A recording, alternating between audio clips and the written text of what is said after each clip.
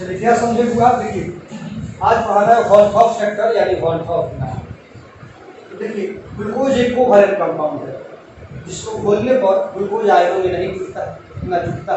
तो एक मोल ग्लूकोज डाल रहे हैं तो सॉल्यूशन में जाकर ये एक मोल ही रह रहा है, एक मोल ही रह रहा है। इससे कणों की संख्या नहीं बदलती, जितना घोल रहे हैं उतना ही सॉल्यूशन में पार्टिकल की संख्या रह रही है। तो ग्लूकोज के का कोलिगेटिव प्रॉपर्टी सामान्य रहेगा। ऐसे घोलों का कोलिगेटिव प्रॉपर्टी नॉर्मल रहता है, सामान्य रहता है। वहीं NaCl एक आयनिक कंपाउंड है, इसके एक मोल को घोल रहे हैं तो घोल में जाकर ये 2 आयन देता है। तो यहाँ पर कणों की संख्या 1 से बदलकर 2 हो गई। तो कोलिगेटिव प्रॉपर्टी कणों की संख्या पर निर्भर करता है, इसलिए इसका कोलिगेटिव प्रॉपर्टी बदल जाता है। उसी तरह तीसरा एग्जाम्पल दे सकते हैं हम कि CaF2 चाहे CaCl2 ये भी आयनिक कंपाउंड है। पानी में डालेंगे तो Ca+2 और 2Cl-, लेकिन डाले कितना, एक कैल्शियम क्लोराइड, और सॉल्यूशन में जाकर कितना हो गया, कितना हो गया 3।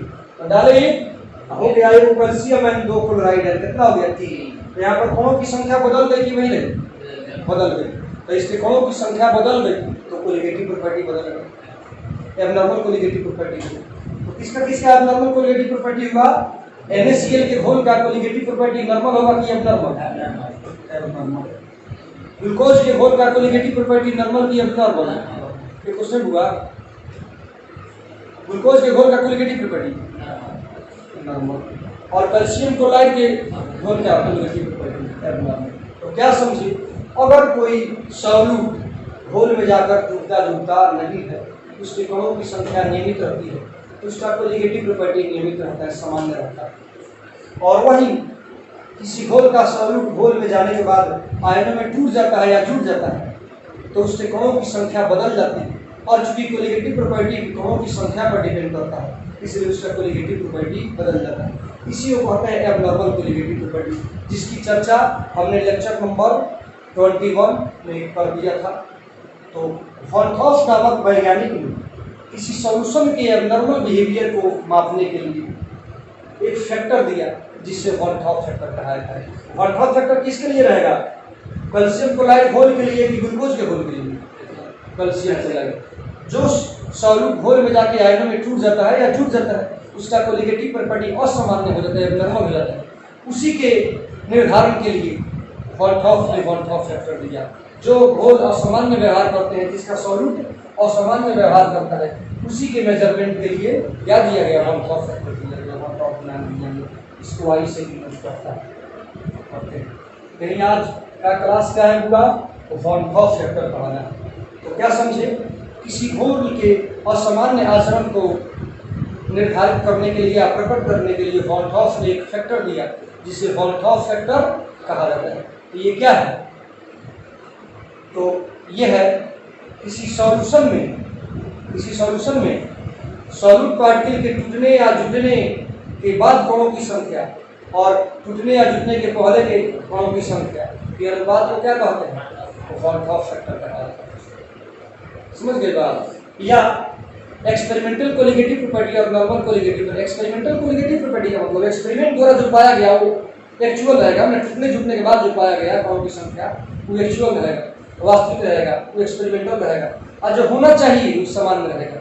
तो किसी सॉल्यूशन के एक्सपेरिमेंटल कोलिगेटिव प्रॉपर्टी और नॉर्मल कोलिगेटिव प्रॉपर्टी के अनुपात को क्या कहा जाता है, तो वॉल्थॉफ फैक्टर कहते हैं। कोलिगेटिव प्रॉपर्टी वह प्रॉपर्टी होता है जो घुले हुए कणों की संख्या पर डिपेंड करता है। नहीं रहेगी आज का क्लास आप लोगों को समझ में नहीं आएगा क्योंकि ये सब पढ़ा दिए। तो चलिए, the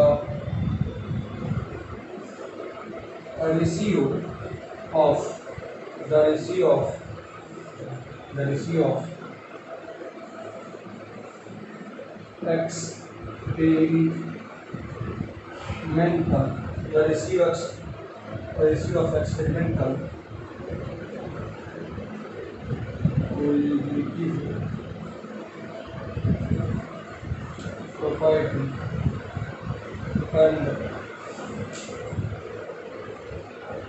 normal colligative property of a solution is called one of factor is denoted by I, small I से वन का फैक्टर को डिनोट करते हैं, it is denoted by are.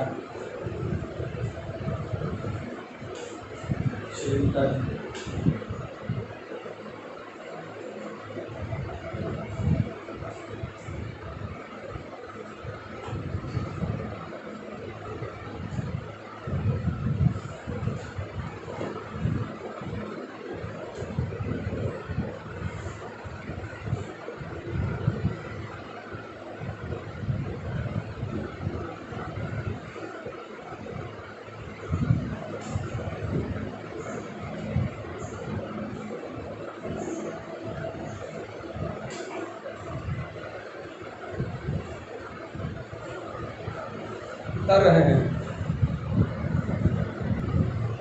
Hindi लिख लीजिए। किसी घोल के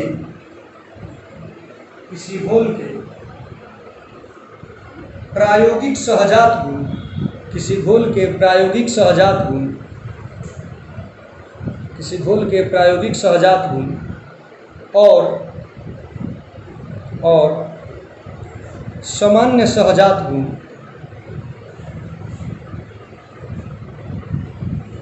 के अनुपात को, फिर मिला लीजिए, किसी घोल के प्रायोगिक सहजात गुण एवं सामान्य सहजात गुण के अनुपात को वांट ऑफ गुणांक कहा जाता है। वांट ऑफ गुणांक कहा जाता है, वांट ऑफ गुणांक कहा जाता है। इसे आई से सूचित किया जाता है, इसे आई से सूचित किया जाता है। तो प्रायोगिक सहजात गुण का मतलब क्या हुआ? सॉल्यूशन में टूटने या जुटने के बाद कणों की संख्या जो बनती है वो है प्रायोगिक सहजात गुण, और टूटने या जुटने के पहले जो हम आशा करते हैं वो है नॉर्मल कोलिगेटिव प्रॉपर्टी, सामान्य सहजात गुण। और वन फोर्थ फैक्टर आई इक्वल टू क्या हो जाएगा? Experimental colligative property, experimental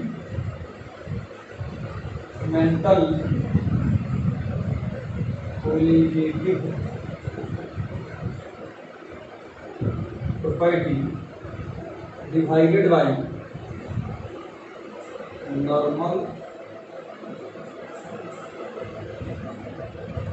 colligative property. एक चीज और होगा, हमने कहा था कल के क्लास में कि कोलिगेटिव प्रॉपर्टी मोलिकुलर मास का उल्टा ना होता है। चूंकि कोलिगेटिव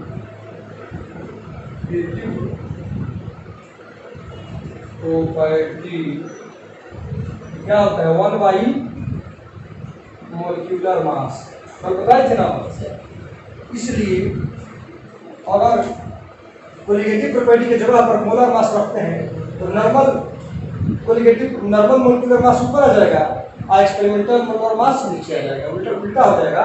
नॉर्मल अगर कोलिगेटिव प्रॉपर्टी की जगह पर मोलर मास रखते हैं तो नॉर्मल मोलर मास ऊपर, एक्सपेरिमेंटल मोलर मास नीचे, क्योंकि कोलिगेटिव प्रॉपर्टी का मोलर मास उल्टा होता है। ये i equal to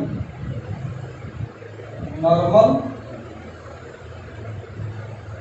molar mass by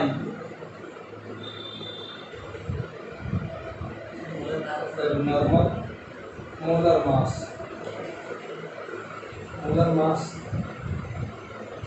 molar mass molecular mass है कि एक मोल के मास को मोलर मास कहते हैं। जैसे मान लिया सोडियम का एटॉमिक मास है कितना है? 23।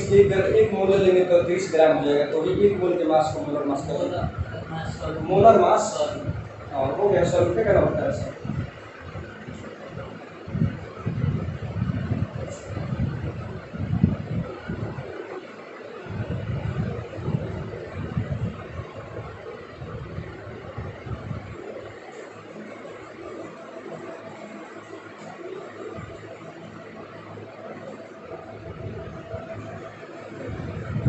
नया चैप्टर शुरू हुआ तो आपको बिल्कुल शुरू हो जाएगा।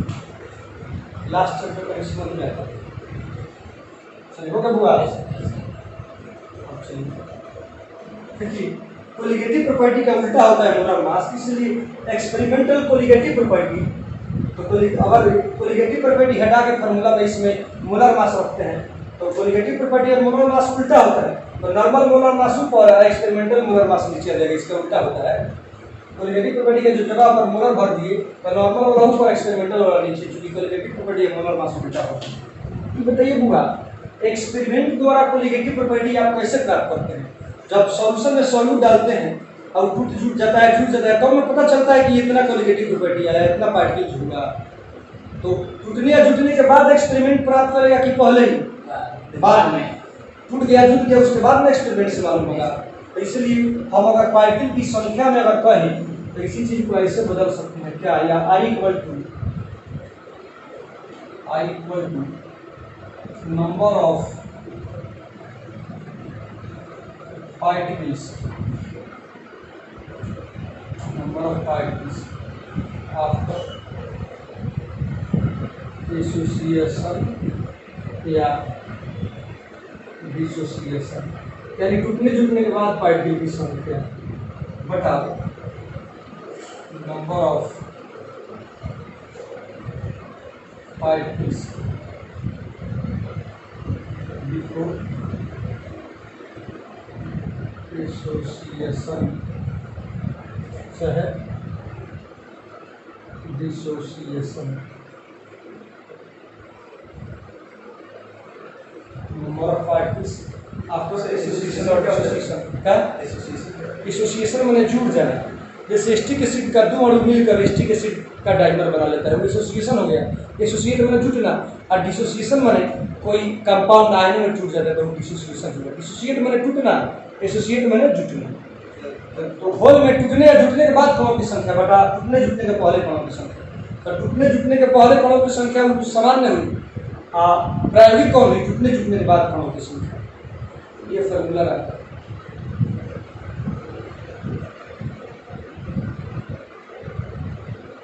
अगर एग्जाम में पूछेगा कोलिगेटिव प्रॉपर्टी क्या है 2 मार्क्स का, तो इतना ही कर लिख के छोड़ देंगे। 3 फॉर्मूला लिखाए थे मैंने, 3 उसमें से एक भी लिख दिया तो 2 नंबर का पूछेगा, 2 नंबर में 2 नंबर आपको मिल जाएगा।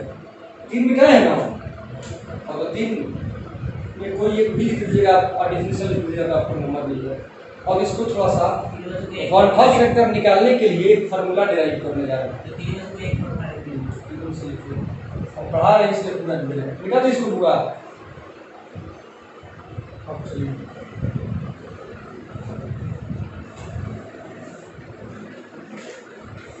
वन टॉप फैक्टर कैसे निकालेंगे, इसके लिए एक छोटा सा फॉर्मूला है डिराइव करना है।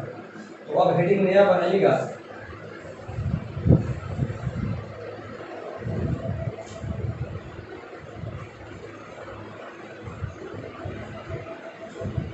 Calculation of one Hoff factor, यानी वन ऑफ गुणांक की गणना।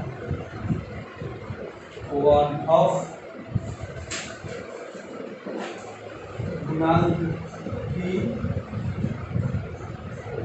गणना, वन ऑफ गुणांक की गणना।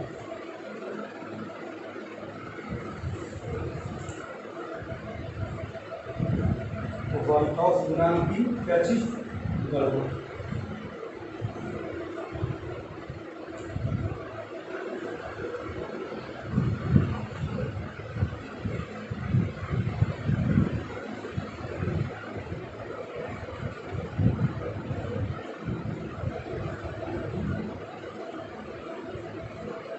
अगर बुआ देखिए, मान के चल रहे हैं, माना बुआ ये क्या है? सॉल्वेंट है, पानी है, इसमें नमक का 1 मोल डाल रहे हैं। नमक का कितना मोल डाल रहे हैं? 1 मोल डाल रहे हैं। माना किसी सॉल्वेंट में किसी इलेक्ट्रोलाइट या नमक का कितना, या किसी सॉल्यूट का कितना मोल डाल रहे हैं? 1 मोल डाल रहे हैं। तो मान के चल रहे हैं कितना मोल डाल रहे हैं? 1 मोल डाल रहे हैं।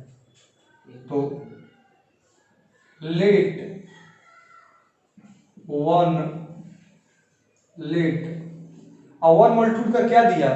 वो इलेक्ट्रोलाइट जो डालेंगे या सॉल्यूट डालेंगे या नमक डालेंगे सॉल्यूशन में, तो n 1 मोल उसका डाले, तो 1 मोल टूट कर माना कितना दिया, 1 मोल टूट कर माना कि कितना आयन दिया, n आयन दिया। छोटा n का आयनों की संख्या डाला कितना, 1 मोल, और 1 मोल टूट कर कितना आयन दिया, n आयन दिया। तो लेट 1 मोल सॉल्यूट, लेट यानी माना 1 मोल solute gives n ions, n क्या है, आयनों की संख्या, n ions in solution and alpha is degree of dissociation, alpha is degree of dissociation, alpha is degree of dissociation। Inverter light से जुड़ा ही नहीं है, पहले लाइन से जोड़ने के लिए जुड़ा ही नहीं।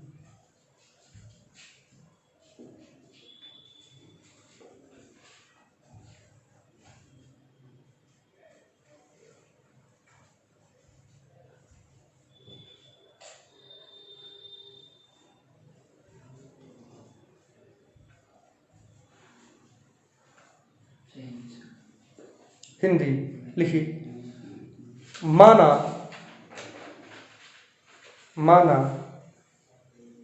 कि किसी घुल का 1 मोल, माना किसी घुल का 1 मोल, माना किसी घुल का 1 मोल टूटकर घोल में n आयन देता है, घोल में n आयन देता है, घोल में n आयन, छोटा n आयन देता है, जिसके विघटन की मात्रा अल्फा, जिसके विघटन की मात्रा क्या हुआ, अल्फा है, जिसके विघटन की मात्रा अल्फा है। तो विघटन क्या है, टूटने वाला, जितना टूट रहा है वो विघटन की मात्रा हो गई। मान लिया 1 मोल में से 5, मैंने 1 मोल में से 5 मोलिक्यूल टूट जा रहा है, तो 5 हो गया अल्फा, टूटने वाले कणों की संख्या हो गई अल्फा जब वो टूट रहा है। आपको हम मान लिया 100 ऊपरी सामान दिए जिसमें से 50 टूट गया, तो अल्फा हो गया 50, टूटने वालों का मात्रा, टूटने वाले की संख्या क्या हुई, अल्फा हुई। तो टोटल इलेक्ट्रोलाइट कितना लिए, 1 मोल, उसमें से टूट कितना रहा है, अल्फा टूट जा रहा है, और टूट कर कितना आयन दे रहा है, n को आयन दे रहा है। इसलिए number of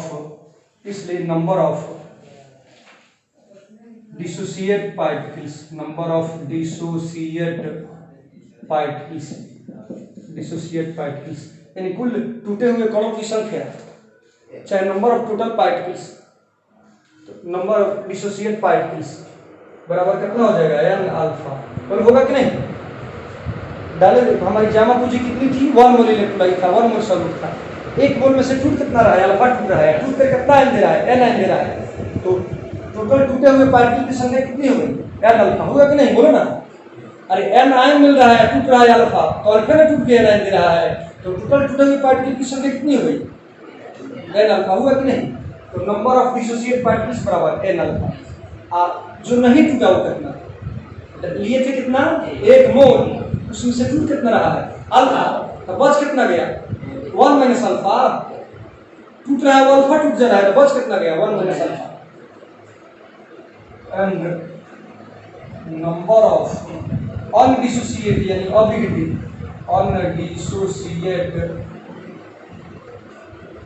particles, number of undissociate particles बराबर कितना बचेगा, 1 माइनस अल्फा। नहीं समझे, हमारी जमा पूंजी कितनी थी, 1 मोल इलेक्ट्रोलाइट डाले थे, 1 मोल में से अल्फा तो टूट रहा है, टूट कर n आयन दे रहा है, तो टूटे हुए कणों की संख्या जितना टूट रहा है और आयन n, तो n अल्फा नहीं हो जाएगा। 1 मोल हम डाले थे पानी में और उसमें से अल्फा टूट रहा है, तो बच कितना गया, चाहे नहीं कितना टूटा, 1 माइनस अल्फा। तो टूटे हुए पार्टिकल हो गए n अल्फा, बचे हुए पार्टिकल हो गए 1 माइनस अल्फा। तो टोटल पार्टिकल क्या होगा, क्या 1 माइनस अल्फा, 1 माइनस अल्फा टूट जा रहा है, तो उसकी अल्फा की संख्या हो गई, टूट रहा है कितना, टूटने वाला अल्फा हो गया है, वन में से अल्फा टूट रहा है तो वन में से अल्फा, इसलिए total number of particles in solution, solution में टोटल पार्टिकल की संख्या कितनी हो जाएगी? सबको जोड़ना पड़ेगा, जोड़ना ही पड़ेगा। बोलिए 1 minus alpha plus n alpha, क्या बात हुआ कि नहीं? और यही हुआ total number of particle solution का जो है यही है van't Hoff factor e i हो गया। आई बराबर क्या हो जाएगा? बोलिए 1 minus alpha plus n alpha. देखते चलिए आई 1 को इधर ले जाएंगे तो क्या हो जाएगा? आई माइनस 1, आई क्या हो जाएगा? इसको अल्फा अगर कॉमन कर लेते हैं तो अल्फा एन माइनस 1 हो जाएगा कि नहीं? बोलिए नहीं हो जाएगा? ये दिखाई दे रहा है कि नहीं? देखिए तो 1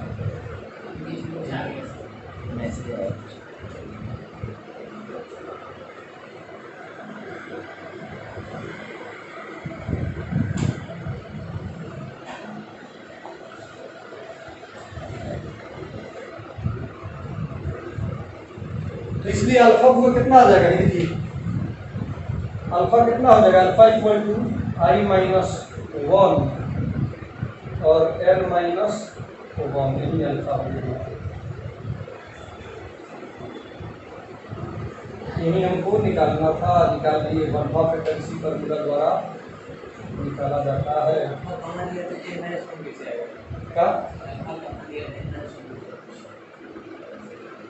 क्या अल्फा कॉमन लिया? अल्फा कॉमन लिए इसको ले जाएगा इधर, मान लिया तो एन अल्फा अल्फा जाएगा तो अल्फा माइनस 1 तक। अगर मान लिया अल्फा कॉमन लिए तो एन बच गया और फिर अल्फा, देखो ना ऐसे करो ना, alpha into n, n alpha हो जाएगा। Alpha into n, n alpha, alpha minus 1 तो माइनस 1 का नहीं जाएगा।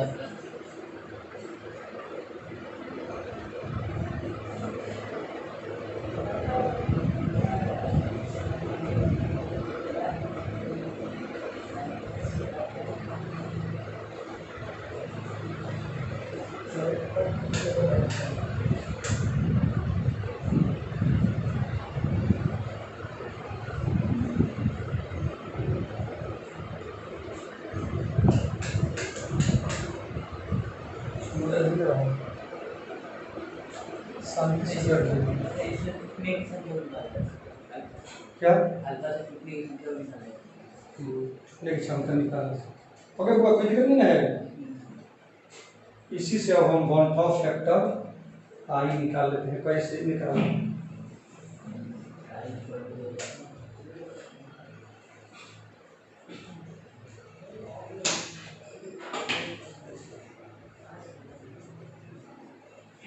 उतारो जल्दी हुआ।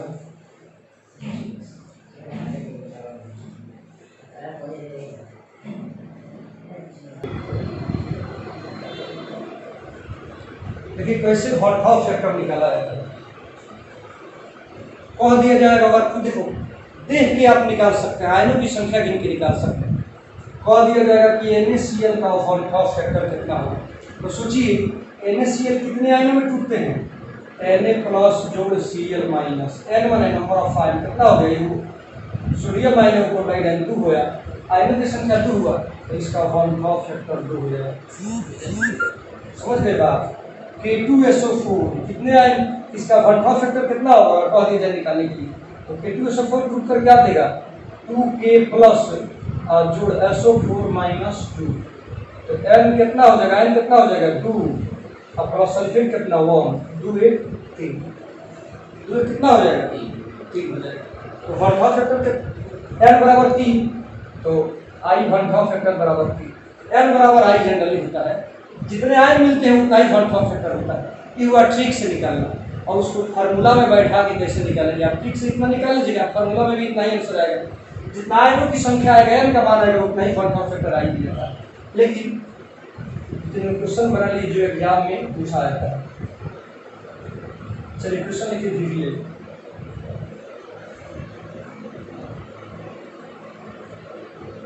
कैलकुलेट दी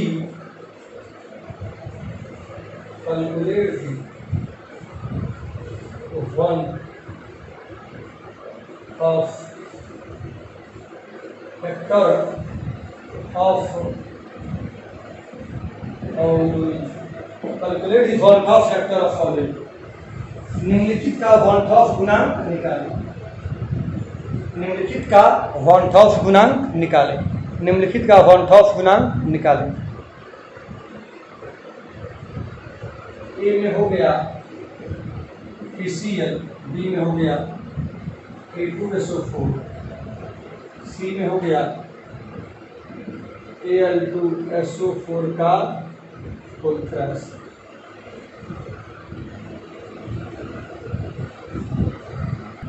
अब हुआ इसका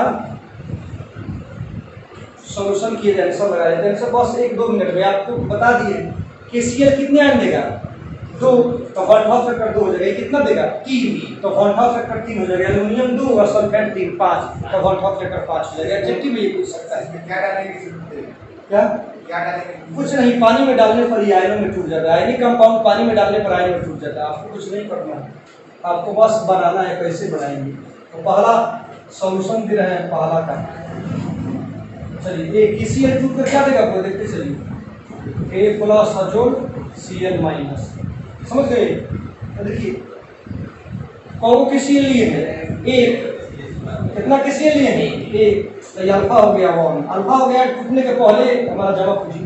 एक को टूट रहा है तो अल्फा हो गया 1। अच्छा, आयनों की संख्या होती है ये टूटने के बाद कौन की? एक। कौन को लाइन एक, कितना हो गया? 2। तो अल्फा हो गया 1 और n हो गया 1, 2। अब चलिए वी नो दैट हम जानते हैं कि alpha equal to I minus 1 n minus 1। यही ना बताए थे। अल्फा कितना है? 1 इक्वल टू I तो निकालना है। अच्छा, n आयनों की संख्या है 2 माइनस 1 है। ये कितना हो जाएगा? अल्फा इक्वल टू होगा I माइनस 1 बाई 2 माइनस 1 यानी 1 ना होगा। बोलिए अल्फा का मान तो 1 है, अल्फा 1 है, इसलिए I इक्वल टू 1 प्लस 1 यानी 2 आएगा। तो 1 फैक्टर उस तरह भी 2 आ गया, इस तरह भी 2 है। तो आपके चलिए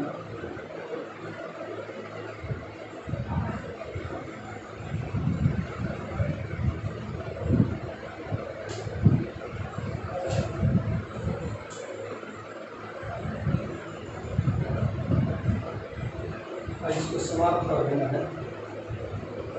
उसको समझ में आएगा नहीं हुआ? कल से आएगा, मेरे से कुछ नहीं हो जाएगा।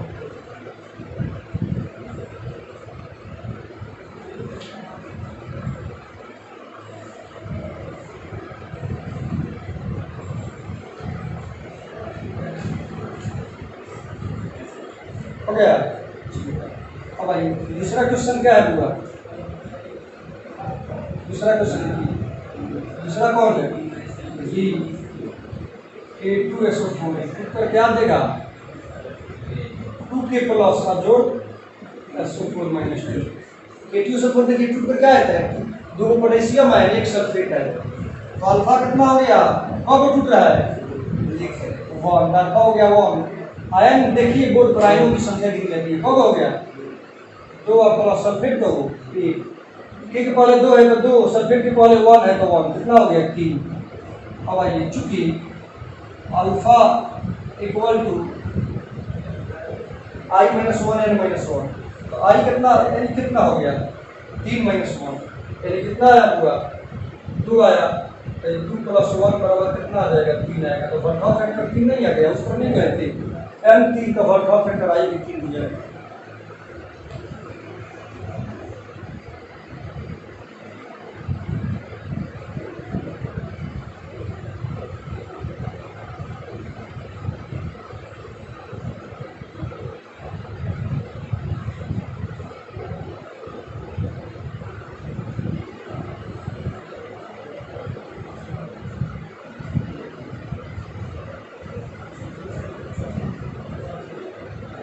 ये इंपॉर्टेंट ऑब्जेक्टिव के लिए क्वेश्चन है। अब आइए तीसरा।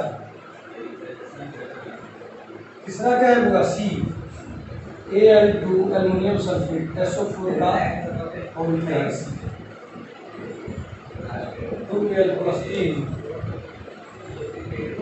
और 3SO4 - 2। अल्फा कितना हो गया 1 और N कितना हो गया, देखो एल्युमिनियम आएगा 1 सल्फेट 3 सल्फेट N कितना हो गया 5, तो N 5 हो गया, तो 5 - 1 4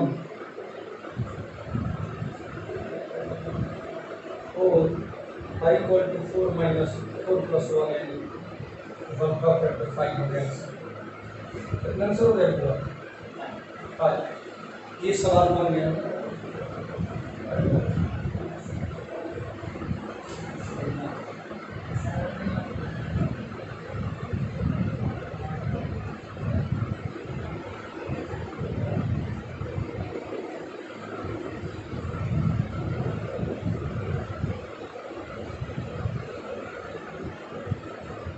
10 मिनट कल थोड़ा सा इसमें कुछ दूसरा चीज क्वालिटेटिव प्रॉपर्टी और वॉन हॉफ फैक्टर कैसे रिलेटेड है इसमें कुछ बता दें, तो एग्जाम में इंटर के एग्जाम में ये पूछेगा कि कॉम्पिटिटिव कुछ क्वेश्चन आते हैं वो बता देंगे। सिलेबस आपका समाप्त होता है आज, लेकिन कल इस पर कुछ और फोकस डालेंगे वॉन हॉफ फैक्टर और क्वालिटेटिव प्रॉपर्टी एक दूसरे से कैसे रिलेटेड है।